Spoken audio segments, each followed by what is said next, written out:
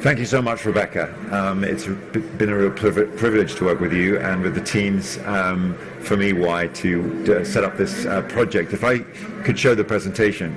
So it's been a 2-year journey to get to this point, and as Rebecca said, EY has been helping us find a way to invest in a recovery which will generate a no regrets alternative to delivering us the clean future and the sustainable energy and access for all that this discussion today and this pavilion represents. So if you could turn the next slide. So as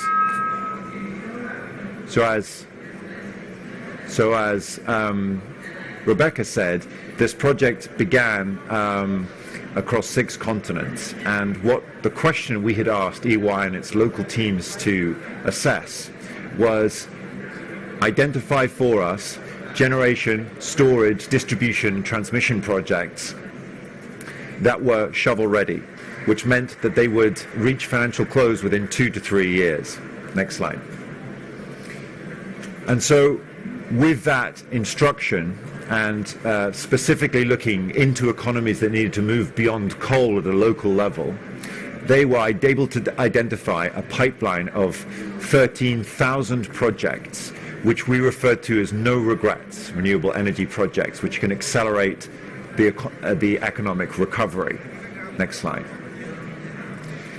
There are 3 ways that we looked at that pipeline in terms of people, our planet, and prosperity. When calculating the number of jobs that would be available by over 3 years developing that pipeline, we identified 10 million jobs, of which roughly half are local in the building and construction phase of renewables, and the other half are in the strategic supply chains which produce the technologies. Once built, this pipeline will have a $60 billion recurring positive impact on GDP. Countries which make the strategic supply chain investments to develop the manufacturing capabilities for those technologies will also be the ones which will capture more of those jobs as a greater supply as countries grow in terms of renewables penetration. Next slide. So we did a calculation to see how many gigatons of carbon dioxide equivalent that pipeline, if built, would remove from the atmosphere. And the number is 2.5 gigatons annually. That is approximately half of the entire emissions of the United States, and that would be equivalent to 22% of the nationally defined contributions of the parties to the Paris Agreement who are meeting here at COP26 now. Next slide. Of course, that means an acceleration in the actual speed of development and finance of the renewables pipeline. We calculated that if built over the next 3 years, the investment funds required would be $654 billion a year. That would be 2.3 times the average rate of investment in renewables that has happened over the last 5 years. And that's still doesn't reach the WRI's estimate of 2.9 times that is required to meet our Paris trajectory. That, of course, is a step change in the speed of deployment of renewables in all of these countries, and that's actually just the tip of the iceberg. We don't think with 13,000 projects we've even scraped the surface of the projects that are potential. In Europe, we only think we identified 10% of the likely pipeline. Next slide, please.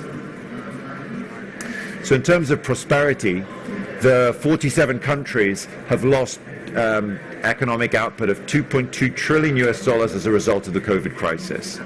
But we've calculated that this pipeline in and of itself could build back 1.9 trillion of that. So in essence, just building renewables alone could bring us all the way back from the economic hit that the COVID pandemic has caused and deliver us 1 terawatt of new renewable generation capacity in those countries. Next slide, please. So we need some enablers for that. It's not just the amount of money that's required, but we also need a policy framework to match. Next slide. The enablers are shown here. There are 6. We need to have national targets which give a clear pathways, the proportion of renewables that each country wants to achieve over time. We need a regulatory framework and a policy framework underneath that provides the kinds of instruments like contracts for difference, like permitting and permissions that are required to deliver the renewables pipeline. We need domestic capital markets. That just means the availability of capital locally in the countries to co-invest with international capital markets, which is part of the money which is flowing from the north to south in the context of climate finance, as well as the development banks and the private banks that we have represented and talking to us here on our panel. Next slide, please. There's a great example right here. We're in the UK, so I thought I'd show you the example from Hull. So Hull has developed strategic supply chain for the offshore wind industry that's growing rapidly in the UK. 10% of the local gross value added was improved by that strategy, 13% improvement in local employment, 60% reduction in the unemployment benefit claimants in that region, and a 30% growth in local enterprises. Hull is a standout example of what happens when you strategically develop the supply chain for renewable energies. Next slide, please. It's not just about the strategic hubs, it's also about the multiplication effect of having the right policies and attracting international finance. In the UK, for every £1 of public money spent, 95 pounds worth of private sector money have been matched.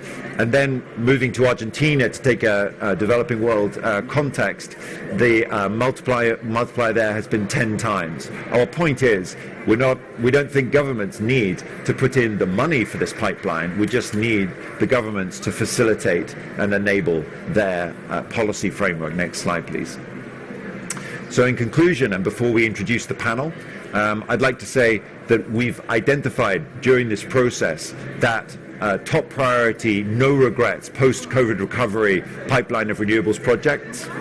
We believe there are some key policy enablers that need to be put in place, and countries can share that knowledge, and there's no one silver bullet solution, but now we're luckily we have an array of solutions that EY have reported in their substantial documentation. And finally, the international collaboration and cooperation which you here and all of us at this conference are working towards will be the way in which the public and private sectors come around and deliver that pipeline into a reality.